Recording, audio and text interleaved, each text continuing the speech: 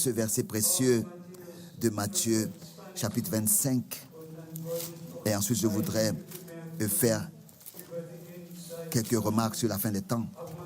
Mais Matthieu, chapitre 25, ce verset 10, très connu, Matthieu, chapitre 25, verset 10. Pendant qu'elles allaient en acheter, donc acheter de l'huile, l'époux arriva.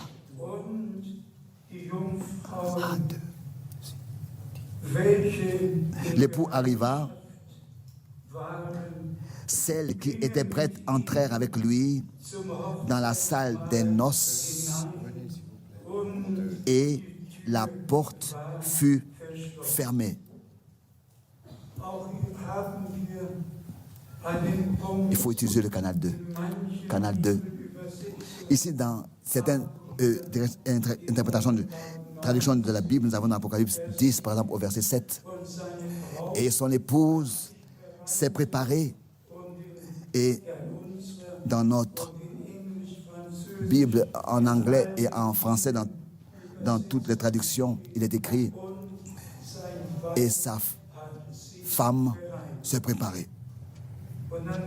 Et alors, il y a des frères qui s'arrêtent à cela parce que de nouveau, nous devons redonner le mot « époux » qui est écrit dans notre traduction. Laissez-moi dire cela à tous les prédicateurs avec toute la clarté.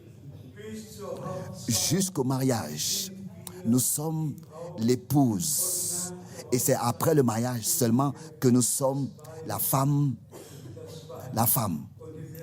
Et vous allez voir dans Apocalypse, chapitre 22, là, il est encore écrit au verset 21, et l'esprit et l'épouse disent viens. Tant que il est dit viens, nous sommes l'époux encore, l'épouse. Je ne sais pas si cela a sa place ici, mais je le dis simplement. Le dernier vendredi, j'avais reçu un appel téléphonique de nos bien-aimés frères et sœurs, Lackner, de l'Autriche. Et le frère Lackner disait, frère Franck, aujourd'hui, c'est un jour particulier pour nous. Et je demandais, mais qu'est-ce que c'est? Et il me répondait, aujourd'hui, il y a 43 ans, tu nous as mariés. Et je pensais à moi-même, alors que cet entretien avait eu lieu, d'abord, ils étaient époux et épouses. Mais au moment du mariage, ils étaient maintenant mari et femme. Plus époux et épouse. Ça, il était avant le mariage. Et nous avons eu beaucoup de mariages que nous avons vécu aussi à Krefeld. Dans les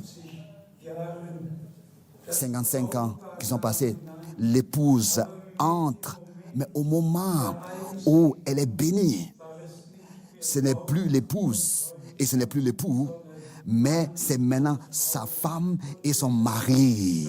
C'est peut-être raison que nous disons à tous les frères, aussi dans leur langage quotidien, et qui ont des problèmes même, ils infiltrent ça dans leur prédication et dans leur traduction. Laissez les choses telles que c'est écrit dans la Bible. Époux et épouse avant le mariage, et c'est après le mariage, ce n'est plus ton épouse, c'est ta femme. Et ce n'est plus ton époux, c'est ton mari. Comme Paul l'a écrit dans toutes ses épîtres. Pour nous, c'est clair. Et si Paul, dans 1 Corinthiens 7, dans Éphésiens 5, et il s'adresse au couple, il ne dit pas que l'époux aime son épouse, il dit que le mari, il dit par exemple, le mari ne s'appartient plus lui-même à sa femme, et ce n'est plus la femme qui s'appartient, mais elle appartient à son mari. Alors il ne parle pas d'époux et épouse, il parle de mari et de femme. Regardez vous-même dans 1 Corinthiens 7, dans Éphésiens 5. S'il vous plaît, que tous les frères se laissent corriger par les Écritures. Et tous ceux qui ont un langage quotidien comme dans le monde, époux, épouse, époux, épouse, puissent revenir à la Bible aussi en ce qui concerne ce point.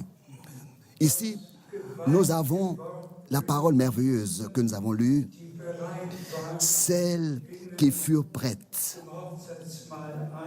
entrèrent avec lui dans la salle des noces et la porte fut fermée. Ici, il s'agit de ce que nous soyons apportés en accord total en tant qu'épouse avec l'époux et que nous puissions respecter sa sainte parole, son saint nom, et que nous puissions croire en tout point comme l'a dit les Écritures. Et ici, dans 1 Corinthiens, le chapitre 11, Paul a, n'est-ce pas, voulu conduire au Seigneur une épouse chaste pure dans 1 Corinthiens chapitre 11, 1 Corinthiens chapitre 11, versets 3 et 2 et 3, 1 Corinthiens chapitre 11, verset 2, je vous loue de ce que vous vous souvenez. Pardon, 2 Corinthiens 11. 2 Corinthiens 11. Donc pas marié mais époux. Toutefois, de même que le verset 2, car je suis jaloux de vous d'une jalousie de Dieu parce que je vous ai fiancé.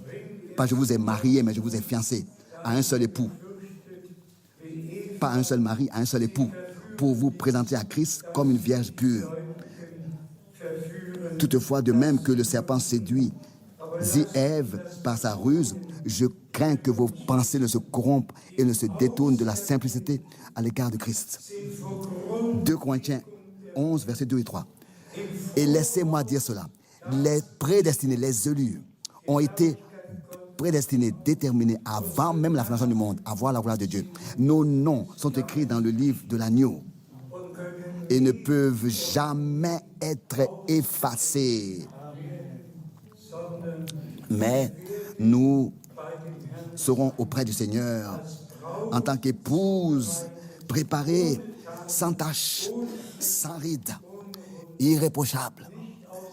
Pas de toi ou de moi, mais par sa grâce. Cela ne viendra pas de nous, c'est par le sang de l'agneau, c'est par la pure et originale parole de Dieu, sanctifiée et purifiée, lavée et préparée pour le jour glorieux dans lequel le Seigneur reviendra pour prendre les siens auprès de lui. Et ensuite, cette parole merveilleuse, comme déjà mentionné dans Apocalypse, le chapitre 19, au verset 7. 19, verset 7.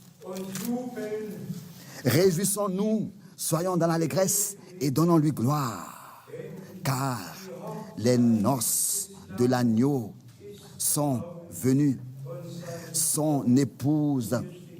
Et ici c'est écrit justement dans plusieurs traductions, et sa femme s'est préparée. Comme déjà dit, son épouse s'est préparée pour ensuite prendre part au festin de noces de l'agneau. Dans Apocalypse chapitre 21, verset 9, Apocalypse 21, verset 9.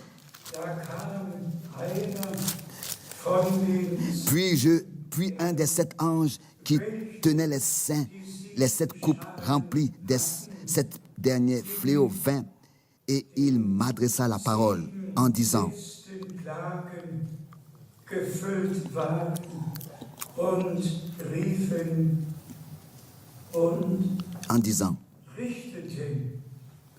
viens, viens, je te montrerai l'épouse, la femme de l'agneau. Simplement merveilleux quand on va à toutes les Écritures qui traitent le même sujet. Revenons à Luc 1. Marie était une vierge, pas une femme. Elle était pas une femme mariée, elle était une vierge, donc pas encore mariée. Et n'est-ce pas, l'ange a donné la promesse dans Luc 1, à partir du verset 26. Cela nous est décrit, nous est montré. Et Dans 1 Corinthiens 7, je viens aussi de le mentionner. Là, il est écrit que l'homme, que le mari, pas à son épouse, mais à sa femme. Lisez dans 1 Corinthiens 7, il est parlé du mari, pas de l'époux, parce que ce sont des gens qui sont mariés. Bien-aimés frères et sœurs, respectons la parole de Dieu. Et dans toute la clarté et humilité, Dieu nous a accordé l'intelligence et la clarté, la compréhension des choses. Et ça, on peut le dire.